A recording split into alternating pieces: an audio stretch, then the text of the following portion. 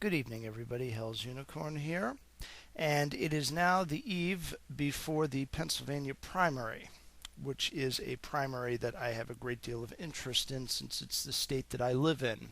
And for all of you who've been following me know by now I am very much a Ron Paul supporter, and thus I have a few things that I need to tell you before I sign off and try to get some sleep so that I can be up at 5 o'clock in the morning tomorrow to go down and open the polls. Because, yes, I am the judge of elections for my precinct. I oversee a precinct which has roughly 1,800 registered voters in it. Of those, about roughly 867, roughly speaking, are registered Republicans.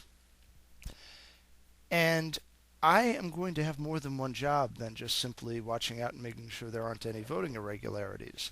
I am also going to be watching to make sure that somebody is at the door to let people know that Mitt Romney is not the only person running for president in the Republican side.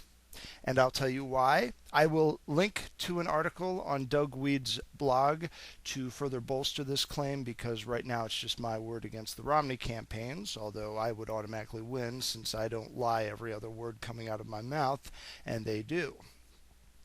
I have received not one, not two, not three, but 4 robocalls today by Mitt Romney's campaign telling me that all of his opponents in the Republican primary have dropped out, which I know to be complete and utter bullshit. Newt Gingrich has not dropped out yet. Yes, he is really badly in debt and he probably should drop out, but he hasn't yet. Ron Paul is still fiscally solvent in his own campaign coffers, so to speak, and he is still very much running. But apparently Mitt Romney is parroting the mainstream media, ergo his biggest base of support, at least during the primary. When it comes to general election time, it might be another story entirely. But 2 points I want to make about this. Number one, the people that watch the outside part of the polling station, ergo the people that are a certain distance away so that they're not actually interfering with the voting, so to speak, the people that hand out the sample ballots, I know those people, the ones that are there regularly. They're local party officials in most cases, and I will be letting them know about this robocall if they haven't received it yet also. And I will also be giving them, advising them to let every single registered Republican voter know that Mitt Romney is not the only one still in the race. If need be, I will hang a sign in the door, which is 10 feet away from the actual polling position, stating that Mitt Romney is not the only person running. And I will bring 20 or 30 copies of this sign with me in order just to make sure that some of his party hawks, they call them the Romney hawks, don't come over and rip it off the door. If I catch them at it, I'm going to sick the constable on them. I'm not playing around here. I'm the guy in charge. And I can and I will use the full extent of election laws to go after these people if they try any nonsense. And I advise anybody else who in any capacity is involved in the electoral process to do the same. You catch anybody stealing campaign signs, you go out there, you approach them, you tell them put the sign back or else I'm calling the police. Don't let these people walk all over you. Yes, be respectful. Yes, try to avoid any physical altercations because you don't want to make yourself look bad. But do not take any shit from these people at all. That's my first point. Second point. I don't tend to mix well with liars. Liars put me off.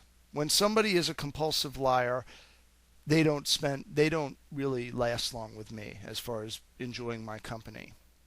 So I am making this pledge as of right now to all of you, my subscribers. Should Mitt Romney get the Republican nomination, he will not get my vote.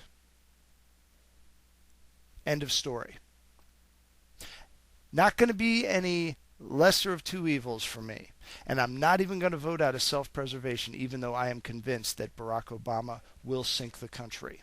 Right now, I think either one of them would do just that. And frankly, for as crazy as I think Barack Obama's church pastor was, he is a walk in the park compared to the people running the Church of Latter-day Saints. And the last thing that I am going to do is go out and actively campaign for somebody who is going to be spending the next 3 to 4 months trying to explain away that episode of South Park and all of the true stuff in it. You guys nominate Mitt Romney. He is going to be spending 4 to 5 months answering questions about Mormonism. He is not going to have time to even mention the word taxes or fiscal responsibility.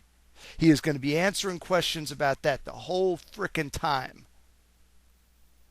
So for those of you out there that are Romney supporters and are listening to this, instead of being pissed off at me, get something in your head rather than on it and vote for somebody else. You know something? Vote for Newt Gingrich. It's going to be a wasted vote, but you know something? At least it'll be a principled wasted vote. Nobody I know who isn't either a Mormon or juiced in with some wealthy banker is supporting Mitt Romney because they like him or agree with him or think that he's reliable. Anyway, that concludes this rant. So until next time, after the election, probably on Wednesday since I'll be out of gas Tuesday night, with prudence to myself and benevolence to all of you, good evening.